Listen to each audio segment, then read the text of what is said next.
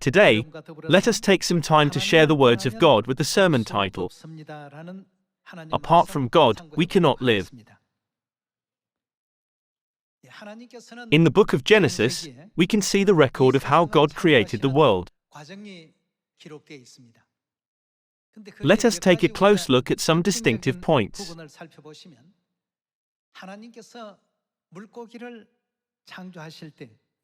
Where did God look when He created fish? God said, "Let the water teem with fish and other living creatures." In the beginning, when God created fish, He spoke these words to the water.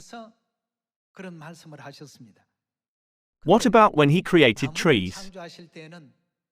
Where did He look? He spoke to the land. Let the land produce trees that bear fruit with seed in it.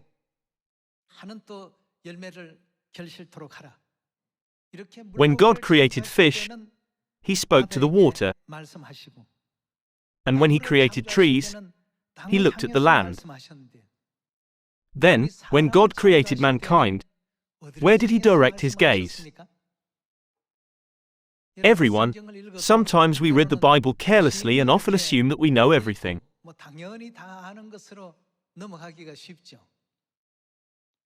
When God created mankind, whom did He look at? God Elohim looked at each other. And they said, "Let us make mankind in our image, in our likeness." Didn't they? While they created mankind, God Elohim looked only at each other, not the land or the water. God the Father and God the Mother looked at each other. Everyone, this has a significant meaning here.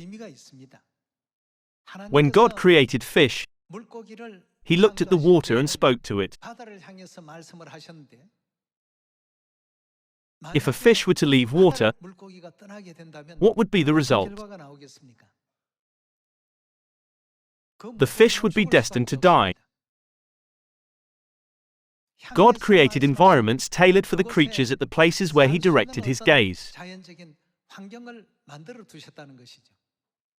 What would happen to a tree if it were uprooted and eventually left the land?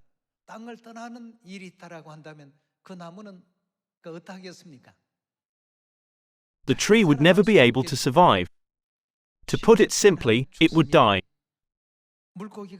A fish dies when it leaves the water, and a tree dies when it leaves the land. If we think of this question, where did God look, and what did He say? We can understand that when creating mankind, God Elohim looked at each other.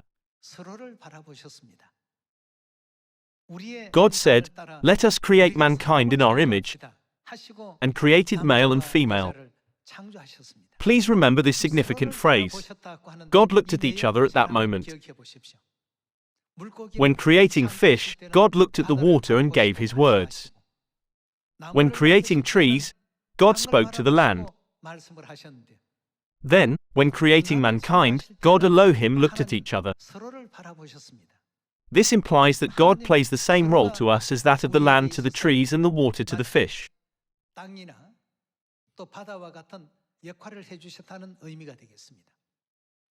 Then, what will become of us humans if we are apart from God? We absolutely cannot live. A tree cannot survive apart from the land, and a fish cannot survive apart from the water. This was God's creation work in the beginning. Likewise, can mankind survive apart from God? This means that mankind can never live without God. Therefore, since life can only exist with God the Father and God the Mother, we must always be connected to them. Everyone, please read the history of creation in Genesis today. It is truly amazing. Where is God's gaze directed? God created a home for fish, a home for trees, and a home for mankind to live in. However, what happens if the creatures leave their homes? A world of death awaits them. That is why mankind cannot live apart from God. How joyful and happy we are that we can live within God. Today, let us confirm this one by one through the history of the Bible. First, let's take a look at Jesus' teaching in the Gospel of John chapter 15 verse 5.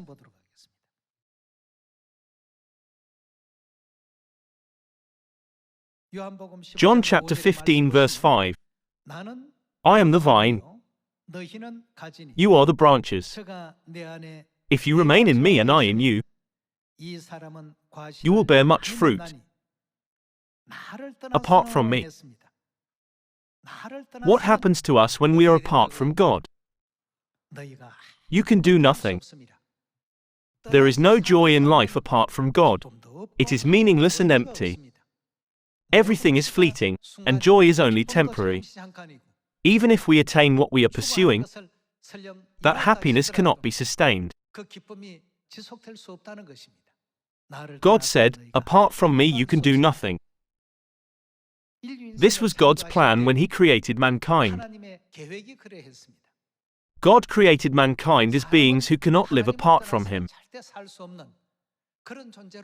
Yet people ignorantly claim, there is no God, or boast about themselves, saying useless words, such as, instead of believing in God, believe in my strength. Believing in God cannot help you. When such people face illness, they ponder, am I going to die? What if I die? Where will I go when I die?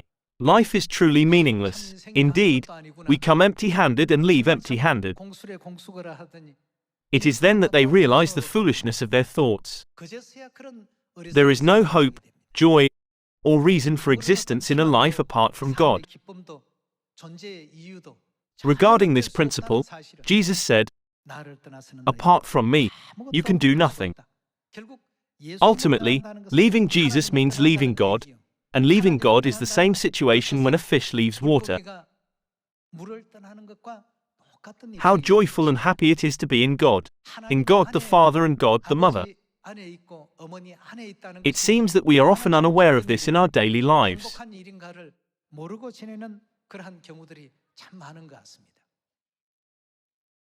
When God created the heavens and the earth, He already designated the conditions in which mankind could enjoy the most happiness, sustain their life and experience the joy of life.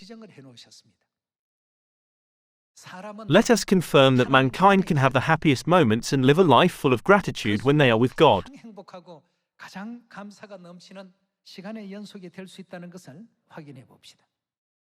Let's take a look at Deuteronomy chapter 7.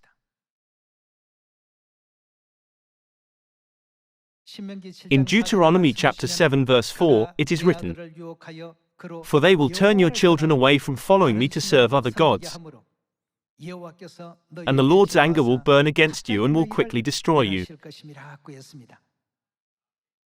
Here, turning away from God is like a fish leaving water. Then, it will experience the tremendous pain of death.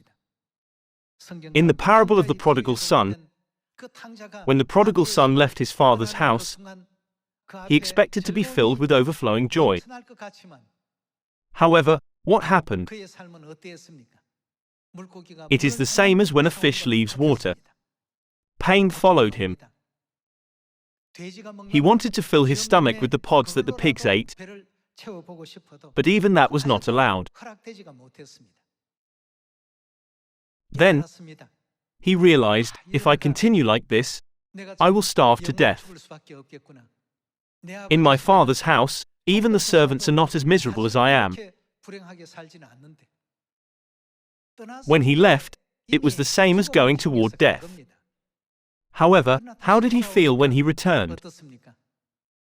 Suppose that a fish leaves water for a while and returns to the water. It will realize that water is the best place. How happy will it be? How joyful would that life be? Everyone, when we carefully look at the providence of God who created the heavens and the earth, we can fully understand what kind of life brings us the most happiness, can't we? Thus, in Deuteronomy chapter 7 verse 4, it is written, "Whoever turns away from God will be destroyed in the end." Let us take a look at the book of Judges chapter 16 as an example. In the book of Judges chapter 16, the story of Samson and Delilah is recorded.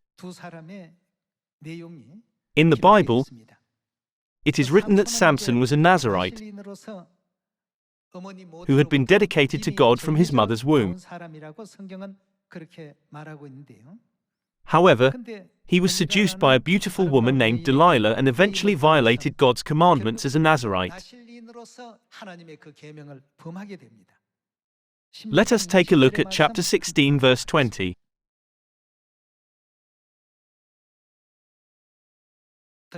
Then she called, "Samson, the Philistines are upon you." The Philistines devised a scheme with Delilah, saying, "Please tell us the source of Samson's strength. If you do that, we will give you a lot of silver." To put it simply, she received money and asked Samson about the source of his power. He did not tell her the truth at first. He said, "If anyone ties me with 7 fresh bowstrings that have not been dried, I will lose my strength." However, later it turned out this was not true. Then, he said, "If anyone ties me securely with new ropes that have never been used, I will lose my strength." However, this was also not true. Therefore, Delilah persistently implored him day and night, saying, "Please tell me the true source of your strength in all sincerity." There are 3 essential commandments for the Nazirites to follow in dedicating their life to God. God gave the law to the Nazirites. Let's read the book of Numbers chapter 6 verse 1. The Lord said to Moses, "Speak to the Israelites and say to them, if a man or woman wants to make a special vow,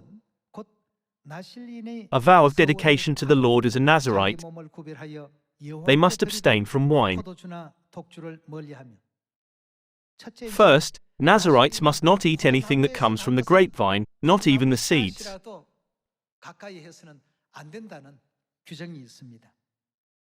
Second, Nazirites must not go near a dead body.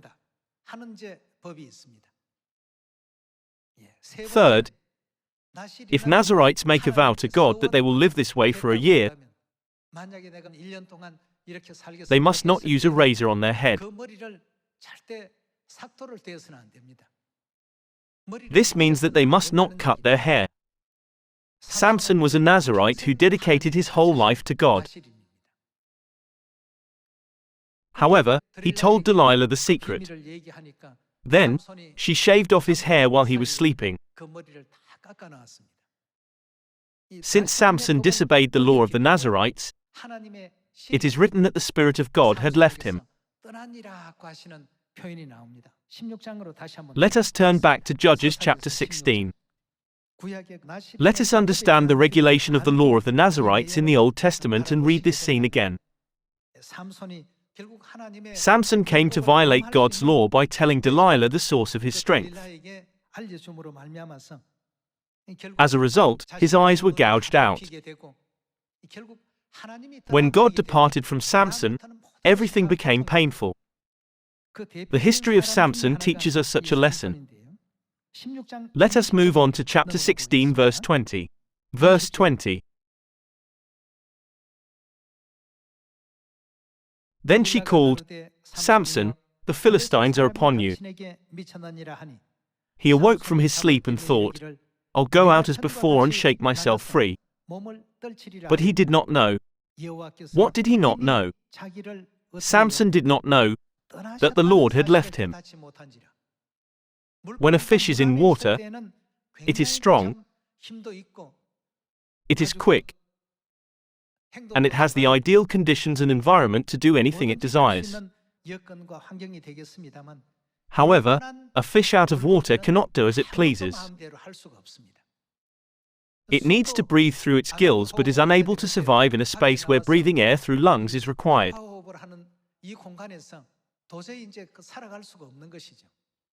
Likewise, Samson struck down thousands of Philistines just by using a donkey's jawbone.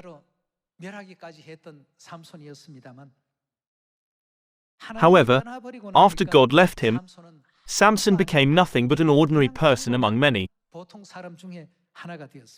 Verse 21. Then the Philistines seized him, gouged out his eyes and took him down to Gaza. Binding him with bronze shackles, they set him to grinding grain in the prison. But the hair on his head began to grow again after it had been shaved. What is important here is that God had left him. When God created mankind, where did he look? Didn't God and Elohim look at each other? When God created fish, he spoke toward the water.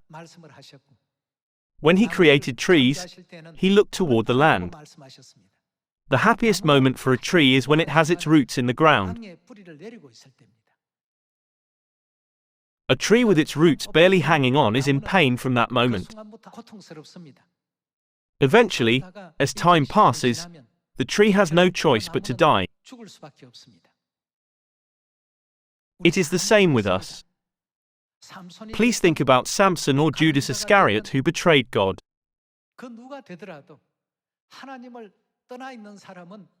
Anyone who is apart from God is like a fish that leaves water. They may breathe for a moment, but it cannot last long. The pain will become worse and worse. Everyone, when God created us, Father looked toward Mother, and Mother looked at Father, saying, "Let us make mankind in our image."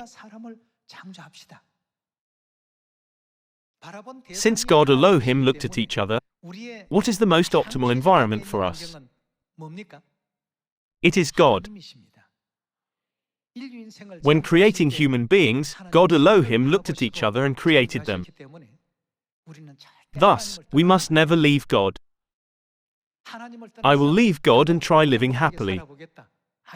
I will go into the world and indulge in reckless and dissolute living. In reality, it will never work that way. This is why the words of the Bible are the truth. Since all things will be fulfilled according to these words, we should always be joyful in God, enjoy happiness in God, and give thanks to God.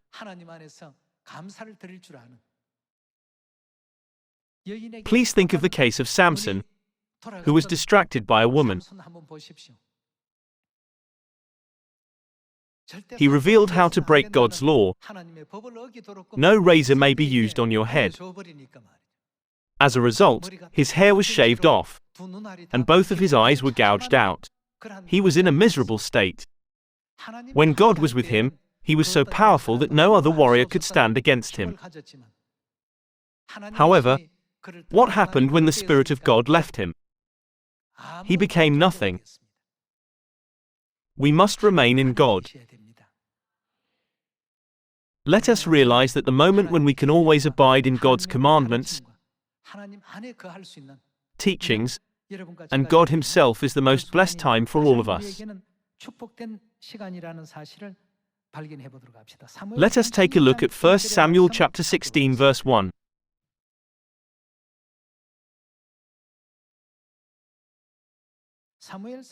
In 1 Samuel chapter 16 verse 1, it is written, "The Lord said to Samuel, 'How long will you mourn for Saul, since I have?'"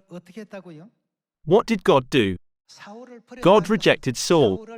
Doesn't this mean that God left him? Saul's relationship with God had already been broken. How long will you mourn for Saul, since I have rejected him as king over Israel? Why did Saul end up in this situation?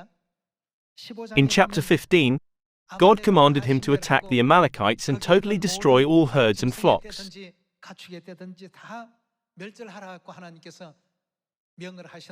However, he carried out only half of God's will and disobeyed the other half according to his own thoughts. Since Samuel had anointed Saul as king over the kingdom of Israel, he cherished and loved him dearly. Therefore, Samuel said, "Why did you not obey God?" He told this with a very sad heart. Let's turn to chapter 16, verse 14. In verse 14, it is written, "Now the Spirit of the Lord had," what had it done? "Departed from Saul, and," what happened then? "An evil spirit from the Lord tormented him." Every night, he was tormented by evil spirits and could not control his own mind. After David killed Goliath, the Israelite army entered Jerusalem, singing the victory chant. Then, many women sang, "Saul has slain his thousands, and David his tens of thousands." Since there was greater praise and admiration for David than for Saul, it made Saul begin to despise David. When the evil spirit arose within Saul, he took up a spear and threw it to kill David. We can see the truly unusual life of Saul in the book of 1 Samuel.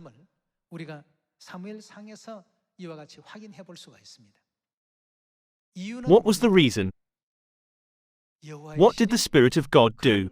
It is written that the Spirit left him. It is the same situation where the fish leaves water.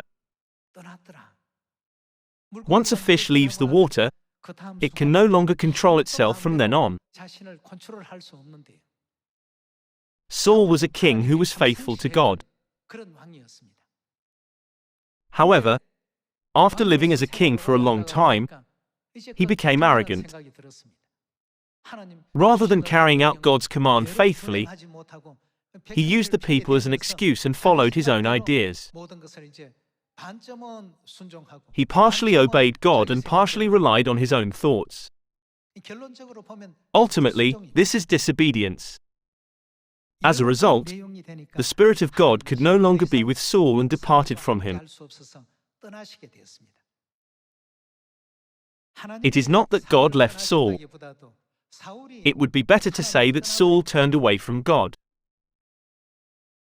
As a result, he came to disobey God's word. After that, Saul went through many painful years. He suffered mental anguish, the pain of jealousy, inferiority because of David, and the torment of being constantly harassed by evil spirits. Eventually, in chapter 31, he and his sons met the deaths in the battle against the Philistines. Let's move on to 1 Samuel chapter 31. Chapter 31 verse 1. Now the Philistines fought against Israel. The Israelites fled before them, and many fell dead on Mount Gilboa. The Philistines were in hot pursuit of Saul and his sons, and they killed his sons Jonathan, Abinadab, and Malchi-Shua. The fighting grew fierce around Saul, and when the archers overtook him, they wounded him critically. Saul said to his armor-bearer, "Draw your sword and run me through, or these uncircumcised fellows will come and run me through and abuse me." But his armor-bearer was terrified and would not do it. So Saul took his own sword and fell on it.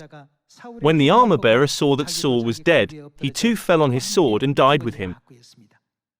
As the first king of Israel, he could have been considered remarkable, but he began to disobey and became prideful, exalting himself. All the people and all the military commanders followed his orders faithfully. Then, he forgot about God and increasingly let his own thoughts take the lead. Everyone, please remember that in such moments, God departed from Saul. His relationship with God was automatically severed, not because God left him first, but because Saul left him first. The relationship between fish and water and between trees and the earth was broken. After God left him, his life was not going smoothly. In the end, he and his sons also died in the war against the Philistines, and the Israelites suffered a crushing defeat. This marks the tragic end of the record of Saul. Why was all this history from the past written in the Bible? These are a shadow that is written to teach you. Therefore, you should not become like them. Do not be misled by such erroneous examples or fall into fallacy. You must never be apart from God.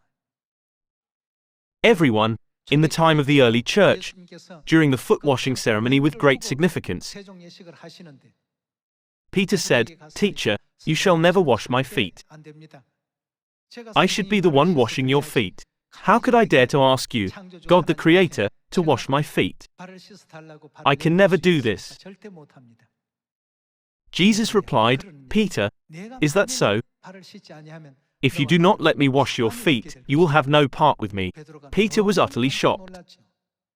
"Lord, if that is the case, please do not wash just my feet, but also my hands and head." Everyone, we must never turn away from God. In the story of Saul written in the book of 1 Samuel, Saul was truly wise when God was with him. He was brilliant. He diligently kept God's decrees, regulations, and laws. His everything was full of grace, but he began to disobey God's word one by one. At some point, he did not even follow a truly important direction from God. Eventually, as Saul turned away from God, the Bible tells us that he experienced pain and suffering continuously. Since there are deer, blooming flowers, and brilliant stars on land, the fish jump out of the water, thinking, "Let's go on land." From that moment on, they experience pain. They suffer until the moment of death. When God commands us, "Never leave me," it is not because he wants to treat us as servants. As I told you today, this principle is contained in the providence of creation. We can be the happiest when we are in God. We must never turn away from God. We must never leave our father and our mother. Let's continue with the book of Deuteronomy chapter 13. In chapter 13 verse 1, it says, "If a prophet, or one who foretells by dreams, appears among you and announces to you a sign or wonder, and if the sign or wonder spoken of takes place, and the prophet says, 'Let us follow other gods, gods you have not known, and let us worship them,' you must not listen to the words of that prophet or dreamer. The Lord your God is testing you to find out whether you love him with all your heart and with all your soul.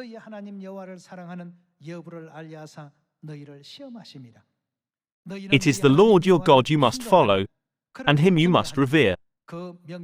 Keep his commands and obey him. Serve him and hold fast to him. That prophet or dreamer must be put to death." In the Old Testament times, God even gave such a strict command. Let us see the reason. They must be put to death for inciting. What were they inciting? Rebellion against the Lord your God, who brought you out of Egypt and redeemed you from the land of slavery. Here, what does inciting rebellion against God mean? They make us leave God. In other words, they separate us from God. If we separate ourselves from God, what will happen to us in our lives? There will be no happiness. We will be bound to experience ongoing moments devoid of joy and gratitude. This is why God said, "That prophet or dreamer tried to turn you from the way the Lord your God commanded you to follow."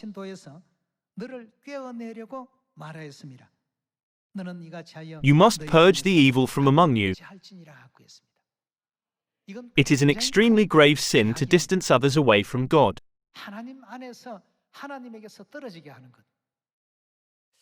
I should make them take my side and listen to my words more than God's. This is a perilous thought. If we love our brothers and sisters in Zion, where should we make them stay always? Where is the best place for us? Suppose that you have your beloved fish. Even though you want to play with them out of water, would you take him out?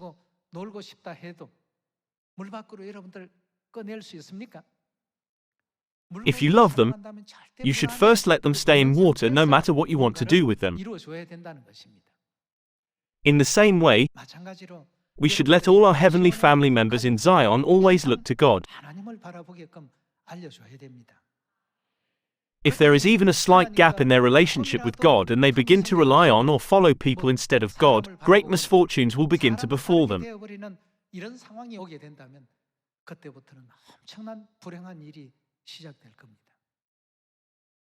We are created to be the happiest when our lives are within God, who is the source of life. Therefore, Jesus himself came to this earth and said, "Apart from me, you can do nothing," didn't he?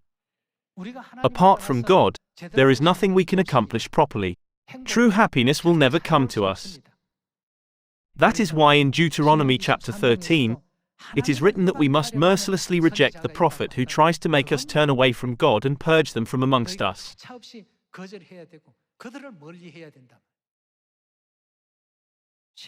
The Bible even says that prophet or dreamer must be put to death. How serious are these words? In the Gospel of Matthew chapter 7, what did Jesus say about those who practice lawlessness? "I never knew you.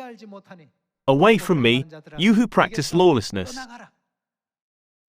What does it mean to be away from Jesus? This means you have no blessing of eternal life or the forgiveness of sins. You are already on the verge of eternal suffering. Away from me, you who practice lawlessness. Everyone, think about Jesus' word, "Away from me." We should fear it just as Peter did. However, those who are immature easily leave him. They do such foolish things. We must never turn away from God. The happiest and most joyful moments in human life are when we are in God. Some members leave the church due to worldly things and return later. They came and said, "I realized that I was very happy when I was in Zion under the guidance of our father and mother in the church." I often hear this from the lost sheep. Therefore, we must strive to always live within God's embrace. Who is the God we should be with? Let us all endeavor to dwell in the presence of God the Father and God the Mother. Let's read Revelation chapter 22 verse 17. The Spirit and the bride say, "Come." And let the one who hears say, "Come." Let the one who is thirsty come. And let the one who wishes take the free gift of the water of life. In Genesis chapter 1, when creating mankind, God Elohim looked at each other and said, "Let us create mankind in our image." They played a role as a natural environment for us. Just as God bestowed the sea as a natural environment for the fish and the land for the trees, God gave a natural environment called God for our human lives.